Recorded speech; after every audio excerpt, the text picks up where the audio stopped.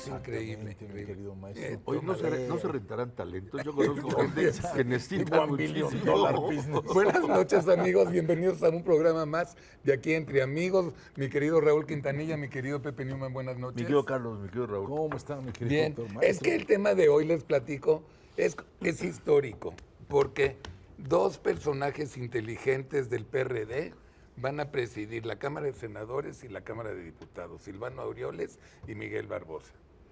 Nunca se ha dado esto. La conversación, obviamente, creo que no va a pasar más de 3 minutos en que digamos que bien los felicitamos y demás.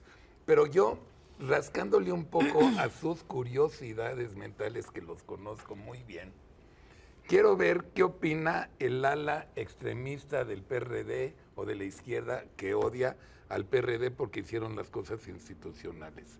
Entonces, si están de acuerdo, Sí, claro. empecemos a platicar de lo que significa que la izquierda presida diputados y senadores y luego nos vamos a lo demás. Me parece muy bien. Bueno, como tú dijiste, yo creo que es un hecho sin precedente, ¿no? Nunca un miembro del PRD había presidido ninguna de las dos cámaras y menos las dos, ¿no? Como partido. Y en ese sentido yo creo que sí es de felicitarse. Que eso era el que haya esta escandalito de la pluralidad. semana pasada. Sí, Sí. pero el escandalito era no tanto ese, sino el hecho de que la aspirante a presidir una de las cámaras era Aleida, una militante, y al parecer dentro de la propia fracción o de la dirigencia del partido, del PRD, no estaban muy de acuerdo con que ella fuese la que llegara. Entonces de todo esto hay una quejosa, ¿no?, que piensa que ella tenía más derechos de aquel que acabó presidiendo. Pero bueno, es una cuestión anecdótica. Lo importante, como tú dices, es que el PRD ahora preside en este periodo las dos cámaras. ¿Por qué preside?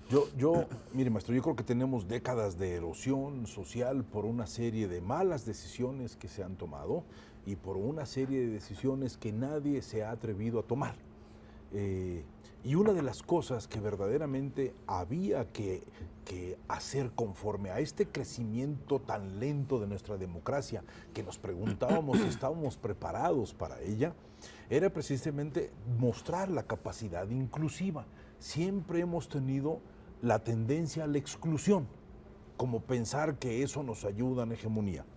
Yo creo que esta decisión de tener a dos personas de valía, independientemente de este título de izquierda, es el primer elemento que vale mucho la pena.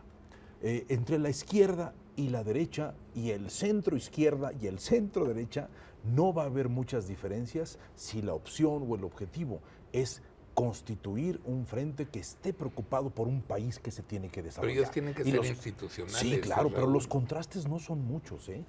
Realmente los contrastes son graves en determinados temas. Y por eso hemos visto cómo poco a poco las cosas se han venido dando de manera distinta. Lo que yo sí creo es que, mi querido maestro, o esta democracia está creciendo muy rápido o usted y yo estamos envejeciendo muy pronto, porque estamos viendo cosas que no pensábamos ver, como el hecho de tener a personas que nunca pensamos que podrían tener habilitado esa posición. Pero es el momento justo donde todas las ideas deben pasar por su encuentro. La conciliación de los contrarios es lo que le da poder a una idea. Pero dime una cosa, Raúl Quintanilla y Pepe Newman. Yo creo que les dieron porque estuvieron muy institucionales. O sea, Como a pesar premio. de estar...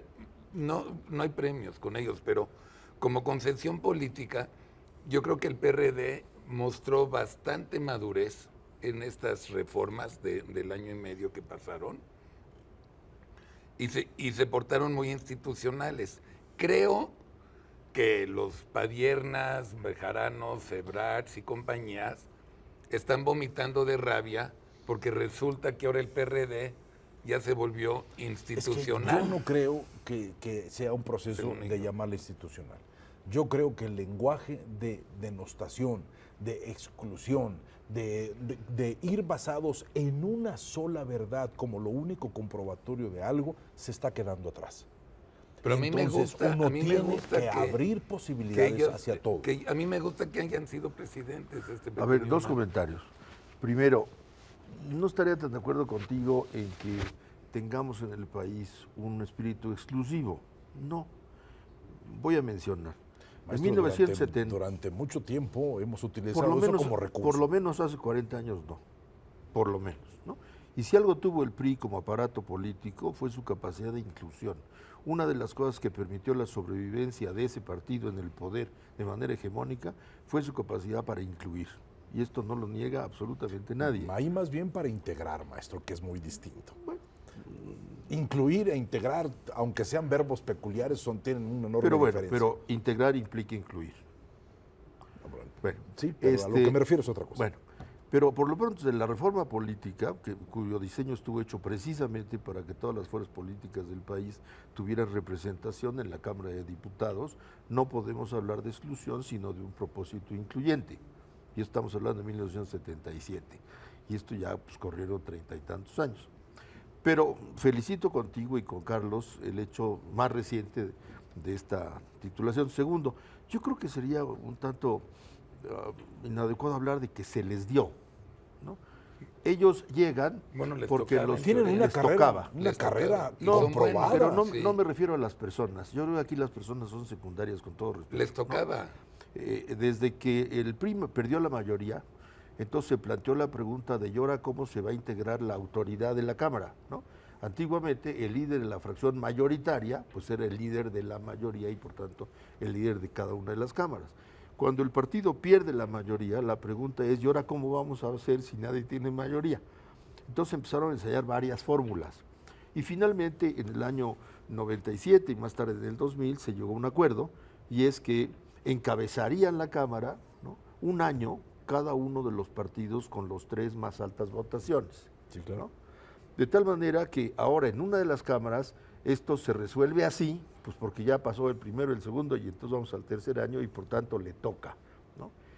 Que esta posición le haya tocado a tal persona me parece un añadido en donde pudiéramos ponderar o cuestionar a la persona. En este caso yo creo que son dignas de ponderación las personas. Dime una cosa. Pero hay un acuerdo. Dime una cosa, a ver, sí, porque ya quiero pasar al siguiente tema. Sí. O sea, estamos contentos por la democracia y les deseamos mucho éxito. Que les vaya muy bien a Yo diría por este rasgo en la vida político-partidista y sí, por este. Sí, que les vayan bien. Por otros sí. No. Porque no, eso, porque yo creo que 20 años no lo esperábamos. La tan celebrada democracia en muchos aspectos cojea y fuerte. Bueno, sí, pero ahora... ¿Pero la están haciendo crecer o usted y yo? Bueno, en este caso, yo quiero regresar a las preguntas que les hice.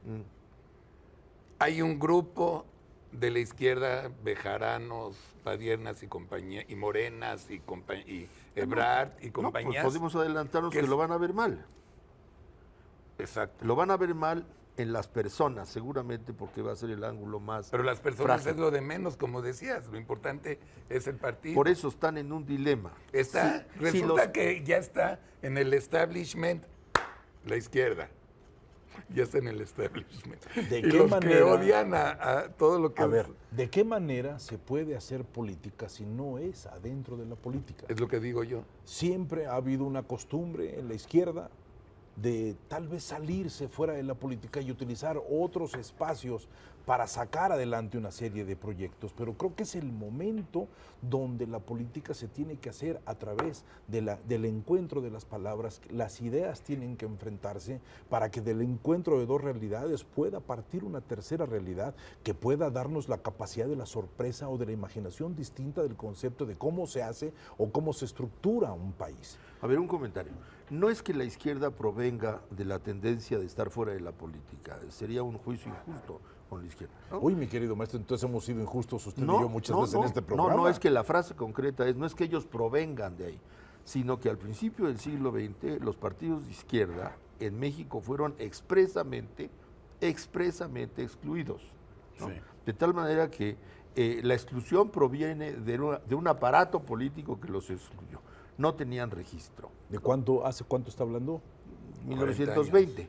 Desde ahí la izquierda, ¿no?, excluida y por otro lado al amparo o al tenor de las revoluciones socialistas del siglo XX, ¿no?, se fueron radicalizando. Ya de suyo estaban fuera y eso propició o incentivó que se radicalizaran y dijeran no solo estamos fuera, sino no queremos estar dentro. No me han contestado mi pregunta. Pero es que tampoco lo estoy acabando de entender. Pero, síguele. El asunto es... Pero, y bueno, lo que yo siento es que utilizan otros espacios en vez de utilizar eso. Usted dice que no. Ahora, lo que me parece, la pregunta que tú haces, yo creo que los críticos están en un dilema, ¿no? Sí. Por un lado, no les va a simpatizar que esas personas estén ocupando estos cargos. Casi lo apuesto. ¿Por Sí. qué? Pues porque tanto los de Morena como el propio Marcelo Ebrard tienen cierta enemistad con el grupo que hoy preside el PRD. Los chuchos. Los chuchos, Sí. ¿no? En la medida en que son representantes de los chuchos, así se van a ver, no les va a gustar, ¿no? Y por tanto lo van a criticar. Pero es muy difícil que sostengan una crítica válida contra el hecho de que un partido X, en este caso el PRD, ¿no?, ostente la posición de presidir ambas cámaras, porque eso es impecable, ¿no? Impecable. Sería muy difícil de que lo criticaran con argumento. ¿Cuál argumento? ¿No? Se está cumpliendo un acuerdo, y un acuerdo que forma parte de las reglas democráticas. Pero los argumentos no han sido el lenguaje de muchas personas, sobre todo cuando todo se basa en los procesos de los intereses creados. Por eso, la pregunta es... Siempre habrá una queja cuando hay un interés que se está siendo afectado. Por todo lo demás, son capaces de apoyar lo que sea, de comer lo que sea, de vestirse como sea, a no ser que usted toque sus intereses. Tenemos 2 minutos. Esa disque llamada izquierda que yo, a esos personajes que dicen, finísimas personas, que habla el maestro Larraqui, yo no les veo el concepto de izquierda por ningún lado. No, yo los veo como de la ultraconservadores, que se oponen absolutamente a todo y que Pues, realmente... pero la pregunta, Carlos, es ¿qué irán a decir ellos? Pues, Y yo dije, yo creo que están en un dilema, ¿no? ¿Qué pueden decir? Si son más que denostar? razonables, ¿no? Tendrán Uy, que decir, maestro, pues es un avance democrático y Pues punto, sí, ¿no? pero si acaba usted repiten de un utilizar... rasgo de irrazonabilidad, van a criticar y muy probablemente critiquen a las Pues personas. es muy probablemente que su único lenguaje sea denostar, de ver un proceso que de alguna manera significa algo con el cual uno tiene que observar, tener paciencia y entender para ver los resultados, ¿sí? Y eso no es una característica de estas personas llamados de izquierda. Yo creo que ya se acabó el programa, pero yo me voy con una reflexión buena. Yo sí felicito al PRD por entrar al establishment, felicito a Silvano Aureoles, felicito a Miguel Barbosa y felicito a los partidos que aprobaron que les tocaba a ellos. Eso para mí es democrático y me encanta la democracia. Para mí es muy sin interesante. duda, sí. Muy padre. Para mí es muy interesante. Y les deseamos mucha suerte, de verdad que les vaya muy bien. Va a haber problemas con la otra izquierda que no está en el establishment. Va a haber graves problemas, van a haber. Lo cual es una prueba más de la división que impera al interior de la izquierda. Exacto. Un rasgo que es muy lamentable porque a los primeros que debilita es a la propia izquierda. Bueno, mañana tenemos informe, a ver. Y esa izquierda con tendencia de exclusión, mi Sí, querido señor. maestro. Esa. Así son. Esa izquierda, Esa que sí. tiende a excluir absolutamente. Bueno, a todos. tenemos informe, a ver cómo le va al presidente mañana. Es la gran pregunta. Sí, ¿no? ya lo ¿Qué dirá y qué ¿y omitirá? qué omitirá? Ok, eso es del informe. Gracias, la nueva escenografía, nadie ha dicho nada, está increíble, gracias. Verde, ecologista, mona, gracias. Y a ustedes, querido público, duérmanse con una sonrisa, nos vemos el próximo lunes, Dios mediante, a nuestro staff. Mil gracias, gracias Pepe, gracias Raúl. Pues, gracias. Y feliz semana. No, hombre, Sea muy buena. Buenas está noches. aquí en el Roof Garden de Eso. Maestro Larraqui, mi Está querido padre, señor. ¿no?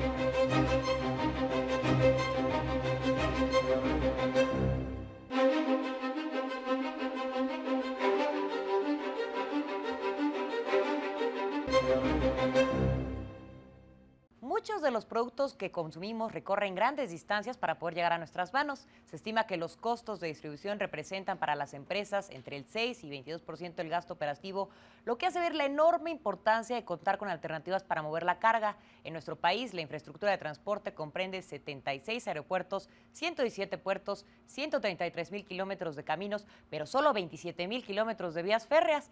Poco en comparación con los 223,000 kilómetros de Estados Unidos. En el último siglo, nuestro sistema ferroviario apenas sumó 4,000 kilómetros de vías, con lo que ocupamos el puesto 60 de 144 en infraestructura de trenes según el Foro Económico Mundial. Además, en los próximos años, las ampliaciones que se tienen contempladas son en su mayoría para trenes de pasajeros, con lo que por lo menos en el corto plazo este sector seguirá avanzando a marchas pausadas.